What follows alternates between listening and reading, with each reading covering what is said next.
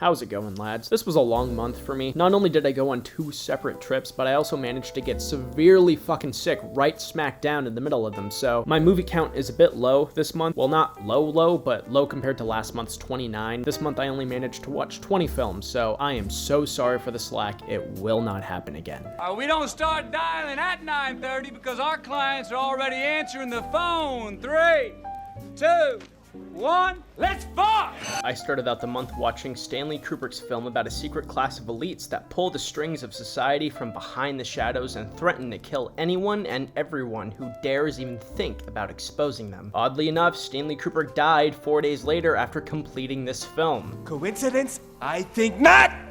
You think I'm crazy? Dude, this is a real-ass fucking clip from the year 2000 showing a handful of rich and powerful people, such as President Bill Clinton, worshipping a 40-foot owl god. This is less than a year after Stanley Kubrick died. Yeah, that's fucking real, dude. Jesus. Look, I know it's you!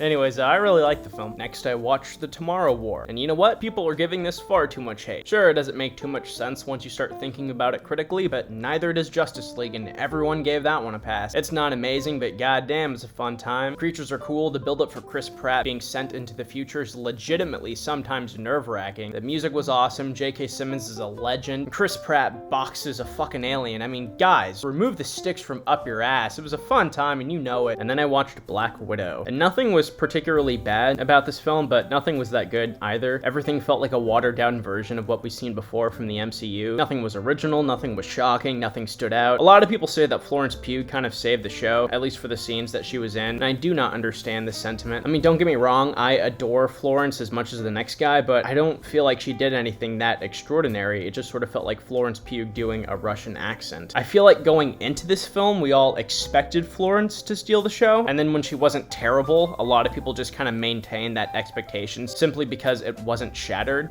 Anyway, boring movie. Not necessarily terrible, but also not good. It's enough to dull your mind for 2 hours, sure, but come on, guys, this is the most profitable film franchise in the history of cinema. Let's hold them to a slightly higher standard than dulling your mind for 2 hours. And then I watched Fight Club, and I'm not sure what I can say about this that hasn't already been said 1,000 times before. I think what impresses me the most is that David Fincher was able to capture a sentiment that was not only so widely buried in the hearts and minds of our citizens back in 1999, but also still holds equally as true and alive in the hearts and minds of our citizens more than 2 decades later. Maybe impresses isn't the right word. Perhaps fear is more fitting. These guys are gonna take your balls. And then I watched Loki, and I made 2 videos on that. My short thoughts are that I really liked the show. I liked a lot of what it had to offer, but I would also like it a whole lot more if literally everybody except for Owen Wilson and Richard E. Grant weren't such a dogshit CW level actor. Dude, I don't know what Marvel's deal is, but the same exact thing happened in WandaVision where literally everybody except for Elizabeth Olsen and Paul Bettany were handing in laughable performances. Your mom. She died. When they were handing out kids, they gave her the toughest one.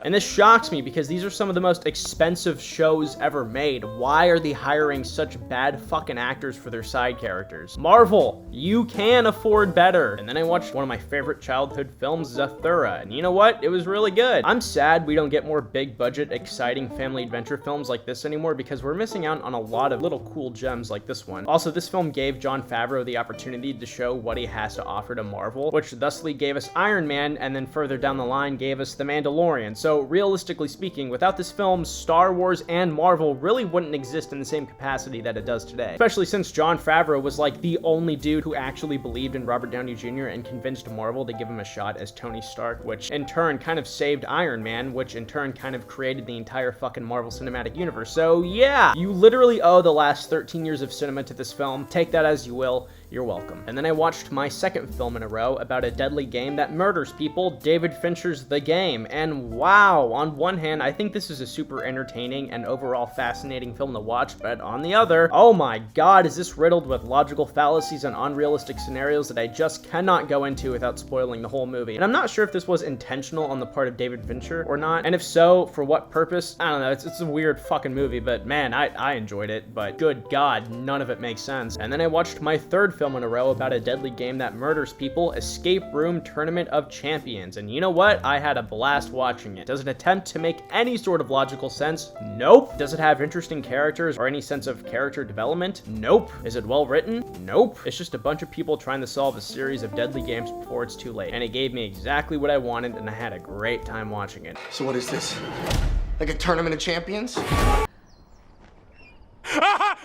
And then I watched Seven, and I made a whole video about it. You should go check it out. And then I watched Pig, and this was a really interesting and kind of beautiful film about emotional isolation, adrifted love, unexpected companionship, buried pain, facing your closeted demons, and ultimately an exploration of nihilism and the sentiment of anti-revenge. Additionally, Nicolas Cage gives one of his best performances of recent memory in this film. He pours his absolute heart out onto the screen and falls unbelievably hard into this otherwise extensively silent protagonist. He reminds us why he's such an endearing actor even after all these years. Pig is a really good, underrated gem of 2021, and more people definitely need to see it. I liked it a lot, and it was my favorite new release of the month until something else took its place, but I'll get to that later. And then I watched Space Jam 2, and the best analogy I have for this film is like, imagine you and your friends came up with a really cool new game on the playground that you and your small little group of pals have a really cool time playing. But then suddenly the Karen-esque teacher decides that everyone should play the game, so she forces the whole class to participate while she facilitates from a very close distance. And then because she's standing right fucking there, she incorporates all these new rules and regulations so that it can be friendly and fair towards everyone. And then before you know it, it's not even the game you originally came up with. And that's how this felt. The first Space Jam felt so spirited and free. Sure, it was stupid, but within that stupidity was something unique and individual and fun. This just felt so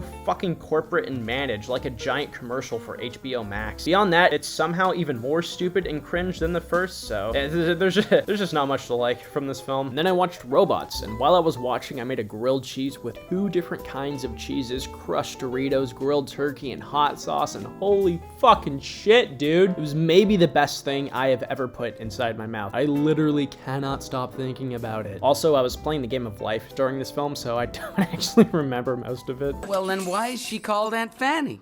Couldn't call her Aunt Booty.